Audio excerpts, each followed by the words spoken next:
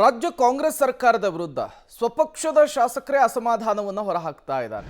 ಈ ಬೆಳವಣಿಗೆಗಳು ರಾಷ್ಟ್ರೀಯ ಮಟ್ಟದಲ್ಲಿ ಕಾಂಗ್ರೆಸ್ಗೆ ಮುಜುಗರವನ್ನು ಉಂಟು ಮಾಡ್ತಾ ಇದೆ. ಸಿದ್ದರಾಮಯ್ಯ ಮುಂದೆ ಮಲ್ಲಿಕಾರ್ಜುನ್ ಖರ್ಗೆ ಇದೇ ವಿಚಾರಕ್ಕೆ ಅಸಮಾಧಾನವನ್ನು ಹೊರಹಾಕಿದ್ದಾರೆ. ದೆಹಲಿಯಲ್ಲಿ ಖರ್ಗೆಯನ್ನ ಭೇಟಿಯಾಗಿದ್ರು ಸಿಎಂ ಸಿದ್ದರಾಮಯ್ಯನವರು.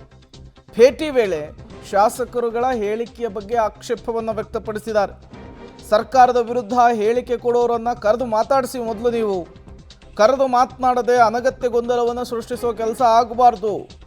BR ಪಾಟೀಲರನ್ನ ಮೊದಲೇ ಮಾತನಾಡಿಸ್ಬಿಟ್ಟಿದ್ರೆ ಎಲ್ಲವೂ ಕೂಡ ಮುಗಿದೋಗ್ಬಿಡ್ತಿತ್ತು. ಈಗ ಉಳಿದ ಶಾಸಕರು ಮಾತನಾಡೋದಕ್ಕೆ ಆರಂಭ ಮಾಡ್ಕೊಂಡು ಬಿಟ್ಟಿದ್ದಾರೆ. ಇದರಿಂದ ಸರ್ಕಾರದ ಇಮೇಜ್ ಏನಾಗುತ್ತೆ ಅನ್ನೋದು ಗೊತ್ತಿದೆಯಾ ನಿಮಗೆ ಅಂತ ಕೇಳಿದ್ರಂತೆ.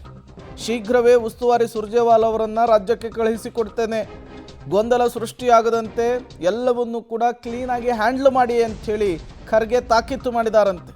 ಪಬ್ಲಿಕ್ ಟಿವಿಗೆ ಉನ್ನತ ಮೂಲಗಳಿಂದ ಸಿಕ್ಕಿರುವಂತಹ ಮಾಹಿತಿ. ಸಿಎಂ ಸಿದ್ದರಾಮಯ್ಯನವರು ಕಳೆದ ವಾರ ದೆಹಲಿಗೆ ಹೋದಂತಹ ಸಂದರ್ಭದಲ್ಲಿ, ವರಿಷ್ಠರನ್ನು ಭೇಟಿ ಮಾಡಿದಂತಹ ಸಂದರ್ಭದಲ್ಲಿ ಈ ಚಿನ್ನಸ್ವಾಮಿ ಸ್ಟೇಡಿಯಂನಲ್ಲಾದಂತಹ ಕಾಲ್ ತುಳಿತಕ್ಕೆ ಕ್ಲಾರಿಫಿಕೇಷನ್ ಅನ್ನು ಕೊಟ್ಟಿದ್ರು. ಸರ್ಕಾರದ ಮೇಲೆ ಬಂದಂತಹ ಆರೋಪಗಳಿಗೆ ಸ್ಪಷ್ಟನೆ ಕೊಡುವಂತಹ ಕೆಲಸವನ್ನು ಮಾಡಿದರು.